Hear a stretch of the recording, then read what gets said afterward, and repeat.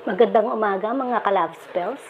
Sa umagang ito ay may ituturo uli ako sa inyong ritual na makakatulong sa mga mag-boyfriend, mag-girlfriend o mag-asawa na iniwan or kinalimutan na ng kanilang mga kapartner. Ito ay para bumalik ang dating pagmamahal sa inyo ng inyong dating partner o asawa o boyfriend o girlfriend. May ibang kinahuhumalingan ba ang iyong partner, boyfriend o girlfriend o asawa? Nawala na ba ang dating init ng pagmamahal niya sa iyo? Pwes, gawin mo ang paraan na ito para manumbalik ang dati niyang pagmamahal. Gawin lamang ng tama at sundin ang proseso. Kailangan ay buo ang inyong paniniwala sapagkat hindi tatalab kung kayo ay may pagdududa.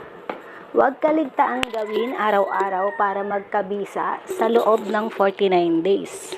Malakas ang bisa ng kaparaanang ito, basta gawin lamang ng tama at may pananampalataya at magsakripisyo gabi-gabi na dasalin ang dasal na ituturo ko dito. Dadasalin niyo po ito sa loob ng 49 days ng walang patlang para mapagana ito. Pag napatlangan nyo, ay uulit kayo sa simula. Pag nagawa nyo ito ng tama, ay siguradong manunumbalik ang pagmamahal sa inyo ng inyong minamahal. Simulan po ito sa araw ng Friday. Maghanda ng puting kandila gabi-gabi at sindihan. Ito po ang dasal na dadasalin gabi-gabi. So, ibig sabihin, 49 na kandila ang inyong ihahanda para sa 49 days. So, magdasal ng isang Ama Namin, isang sumasampalataya hanggang sa ipako sa krus. Pagkatapos ay dasalin ang mahiwagang mga salitang ito ng 3 beses. Jesus, Jesus, Jesus, verete signum pediri, crisis novis piste, egamus empasum mielim, egusum emelim, amen. Tapos, kahilingan, quilting, kakariste, Jesus, kadariste, ala contra, rey, de la ikumas, mamonglay, malumpak, katawan, bardo. So, 3 beses po yan dadasalin. So, magmula dun sa Jesus, Jesus, Jesus hanggang sa katawan, bardo ay 3 beses nyong uusalin ang dasal na yan. Isunod ang pangalan niya ng inyong mahal. Halimbawa, Christian Salve. So, 3 times. Christian Salve, Christian Salve, Christian Salve. Amen. Isunod ang kahilingan. Ama kong nasa langit, naway pagbigyan mo at pakinggan ang aking kahilingan na manumbalik sa akin ang pagmamahal ni, sabihin ang pangalan ng minamahal. At isunod ang mga salitang ito.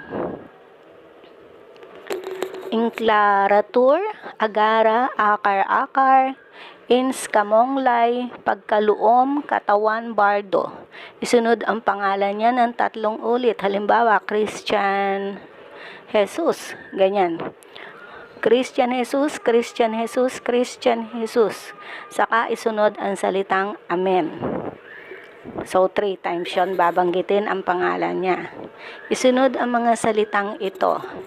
Enklaratur, ulam, bagwinam, mapisak, mabulagan, mag-inusok, ang tiyan ni, isunod uli ang pangalan niya 3 times. Christian Jesus, Christian Jesus, Christian Jesus. Hintayin na maubos ang kandila at itago ang mga upos ng kandila. Ulitin sa susunod na 49 days.